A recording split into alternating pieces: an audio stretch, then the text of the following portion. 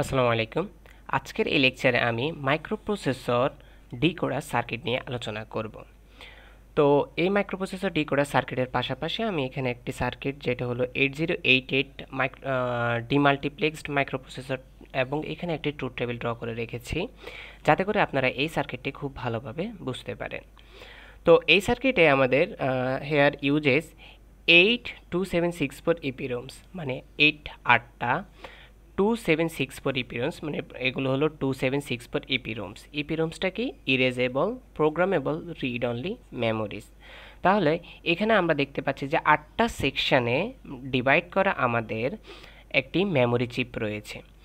তো এটাকেই আমরা এখানে বলতেছে 8264 ইপিরোমস ফর 64K ইন্টু 8 মানে প্রত্যেকটা আমাদের 64K করে এভাবে 8টা সেকশন অফ মেমোরি এর in an 8088 microprocessor base system, যেটা আমাদের তৈরি করা হয়েছে 8088 মাইক্রোপ্রসেসর বেস সিস্টেমের জন্য। ওকে, তো আমাদের এই মেমোরি ইন্টারফেস ডিকোডার সার্কিটটি কেন প্রয়োজন, এটা যদি কোশ্চেন আসে আপনাদের মাথায় তাহলে আমি বলবো আমাদের মাইক্রোপ্রসেসর আমাদের মেমোরি ইন্টারফেসের সাথে কাজ করে। তো আমাদের মাইক্রোপ্রসেসর যখন মেমোরি ইন্টারফেসের সাথে কাজ করতে যায় তখন মেমোরি ইন্টারফেসের নির্দিষ্ট সেকশনে আমাদের ডাটা পাস করার জন্য আমাদের এই ডিকোডারটি প্রয়োজন হয়। এই ডিকোডার আমাদের সিলেক্ট করে দেয় মেমোরি এর কোন সেকশনে ডাটাটি পাঠাবে। সো এটাই আমাদের মূল কাজ। তো আমরা দেখি এই সার্কিটটি আমাদের মাইক্রোপ্রসেসরের সাথে কিভাবে জয়েন থাকে। আমরা দেখতে পাচ্ছি এখানে A17 থেকে A18 A17 থেকে A19, যেটা আমরা দেখতে পাচ্ছি আমাদের এটার সাথে কানেক্টেড থাকে। A16 আমাদের এইখানে কানেক্টেড থাকে। আমাদের A13 থেকে A15, A13 থেকে আমাদের A15 এইখানে কানেক্টেড থাকে। আর বাকি যে অ্যাড্রেস বাসগুলো আছে ও ডিরেক্টলি আমাদের মেমোরির সাথে কানেক্টেড থাকে। এর পরবর্তীতে আমাদের এখানে ডাটা সেকশন, এটা হলো আমাদের বাই ডিরেকশনাল, এখানে ডাটা আদান প্রদান হয় মানে রিড রাইট দুইটাই হয়, যেটা আমাদের এই সেকশনের সাথে আসে। এরপর আমরা দেখতে পাচ্ছি আমাদের এখানে রিড সেকশন, যেটা আমাদের কন্ট্রোল বাসের সাথে কানেক্টেড থাকে। ওকে, তো এই বিষয়গুলো বোঝার পরে আমরা এখন দেখি যে আমাদের কখন আমাদের ডাটাটি কোন সেকশনে পাস হবে সেটা আমরা কীভাবে বুঝব। তো এটা আমরা দেখতে পাচ্ছি যে 3 to 8 লাইন ডিকোডার। কেন আমি 3 to 8 লাইন ডিকোডার বলছি এটা, কারণ এখানে আমরা দেখতে পাচ্ছি যে 3টা ইনপুট, এখানে আমরা দেখতে পাচ্ছি যে 8টা আউটপুট। তো সুতরাং আমরা এটা বলতে পারি 3 to 8 লাইন ডিকোডার, যেখানে আমাদের এটা এনেবল ইনপুট হিসেবে কাজ করতেছে।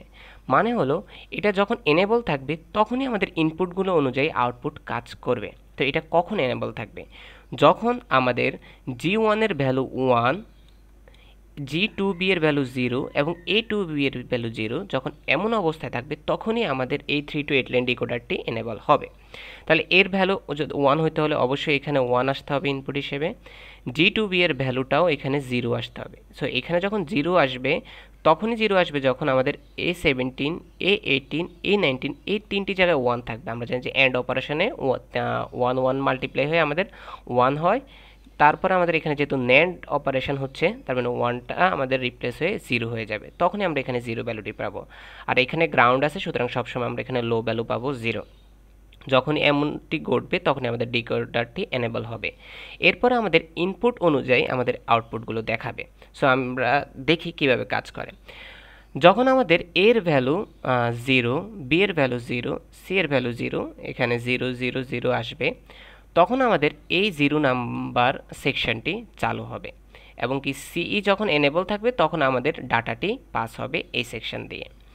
এর পরবর্তীতে আমরা যখন এখানে 0 0 1 হবে তখন আমাদের এটা চালু হবে, তারপরে 0 1 0 হবে, তখন আমাদের এই সেকশন দিয়ে ডাটা পাস হবে। সো এটা আমরা কীভাবে বুঝতেছি, আমরা ট্রুথ টেবিলে যদি দেখি ট্রুথ টেবিলের অন্যান্য অবস্থায় আমাদের এগুলো কাজ করবে না।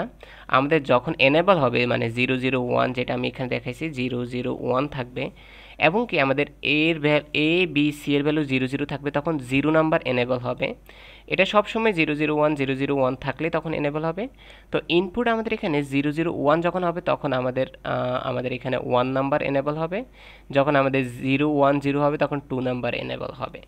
তো আমরা এই বিষয়গুলো ট্রুথ টেবিলের মাধ্যমে দেখতে পারি। তো এখানে যেটা আমাদের এখানে দেখতে পাচ্ছি যে আমাদের এখানে ওই আছে, ওই হলো আউটপুট এনেবল। যখন আউটপুট এনেবল হবে তখনই আমরা এখানের মেইনলি রিড রাইটটা করতে পারবো। আর আমাদের সি সম্পর্কে আমি বলেছিলাম এটা হলো চিপ এনেবল। আমাদের এই যে চিপগুলো আছে মেমোরি চিপ, এই চিপগুলোকে সে এনেবল করবে। এনেবল করার পরে এখানে আমাদের ডাটাগুলো পাস হবে। এখানে আমরা দেখতে পাচ্ছি যে F000 থেকে F1FF আমাদের যখন 0 এনেবল হবে তখন এই ডাটাগুলো আমাদের এখান দিয়ে পাস হবে। যখন আমাদের 1 এনেবল হবে তখন আমাদের এখান দিয়ে পাস হবে। যখন 2 এনেবল হবে তখন এখান দিয়ে পাস হবে। এখানকার মূল বিষয়টাই এটা যে আমাদের মাইক্রোপ্রসেসর থেকে পাঠানো ডাটা আমরা নির্দিষ্ট সেকশনে পাঠাতে চাই। তাহলে আমাদের ইনপুট সিস্টেমে ইনপুটগুলো কেমন হলে আমাদের কোন সেকশনে ডাটাটা পাস হবে সেটাই এখানে বোঝাচ্ছে। তারপরেও আপনারা চাইলে আমি এখানে ভিডিওটি তৈরি করার জন্য অনেকগুলো ইনফরমেশান একসাথে করেছিলাম, সেই ইনফরমেশানগুলো আপনারা এখানে পড়তে পারেন। এখানে খুব সহজভাবে বাংলায় লেখা আছে কোন সেগমেন্টটা কীভাবে কাজ করতেছে। যেমন আমি যদি প্রথমটাই পড়ি, এখানে এই চিত্রটি একটি মেমোরি ইন্টারফেস দেখাচ্ছে। আমরা দেখেছিলাম এটা একটা মেমোরি ইন্টারফেস দেখাচ্ছে, যেখানে এটি একটি ডিকোডার ব্যবহৃত হচ্ছে। এটি বোঝানোর জন্য যে কিভাবে ডিকোডার বিভিন্ন মেমোরি চিপ থেকে একটি নির্দিষ্ট মেমোরি লোকেশন নির্বাচন করতে পারে। আমরা দেখেছিলাম যে কিভাবে একটি নির্দিষ্ট মেমোরি লোকেশন আমাদের নির্বাচন হয়। এখানে অ্যাড্রেস লাইনগুলো ডিকোডারে ইনপুট হিসেবে কাজ করে। আমাদের যে অ্যাড্রেস লাইনগুলো এগুলো ডিকোডারে ইনপুট হিসেবে কাজ করে, এগুলো হলো আমাদের অ্যাড্রেস লাইন। এগুলো সবগুলো আমাদের অ্যাড্রেস লাইন। সো এগুলো কী হিসেবে কাজ করতেছে? ইনপুট হিসেবে কাজ করতেছে। আমাদের এই 16 থেকে এই 19 পর্যন্ত আমাদের এনেবল ইনপুট হিসেবে কাজ করতেছে। A13 থেকে A15 পর্যন্ত আমাদের মেইন যে ইনপুট সেটা হিসেবে কাজ করতেছে, যেটাকে আমরা সিলেকশন ইনপুট বলি। করে ডিকোডার সেই অনুযায়ী নির্দিষ্ট মেমোরি চিপকে সক্রিয় করে। সো এভাবে আপনারা পড়ে দেখতে পারেন, ভিডিওটি পজ করে। ডিকোডার ব্যবহার করা হয় কেন সেটা লেখা আছে, কারণ একটি মাইক্রোপ্রসেসর সাধারণত একাধিক মেমোরি চিপ কন্ট্রোল করতে পারে। তো আমাদের এই যে মাইক্রোপ্রসেসরটা আছে সেটা একাধিক মেমোরি চিপ কন্ট্রোল করতে পারে, কিন্তু ডিকোডারের কাজ কি? ডিকোডার মাইক্রোপ্রসেসরের অ্যাড্রেস সিগন্যালগুলিকে ব্যবহার করে নির্ধারণ করে যে কোন নির্দিষ্ট মেমোরি চিপটি সক্রিয় হবে, এতে সঠিকভাবে ডেটা অ্যাক্সেস করা সম্ভব হয়। সো আপনারা এইভাবে ইনফরমেশনগুলো পড়লে আশা করি আপনারা অনেক ভালোভাবে নলেজ পাবেন। আপনারা এক্সামের খাতায় খুব ভালোভাবে লিখতে পারেন। এছাড়া আপনারা বেরির বইয়ের এই লেখাগুলো পড়তে পারেন। এগুলো পড়লে আপনারা সবচেয়ে ভালো নলেজ পেতে পারেন। সো আজকে এই পর্যন্তই। যদি আপনাদের নলেজ গ্যাদার হয়ে থাকে অবশ্যই লাইক করবেন, সমস্যা থাকলে অবশ্যই কমেন্ট করবেন, আর সাবস্ক্রাইব করে সবসময় আমার পাশে থাকবেন। আসসালামু আলাইকুম।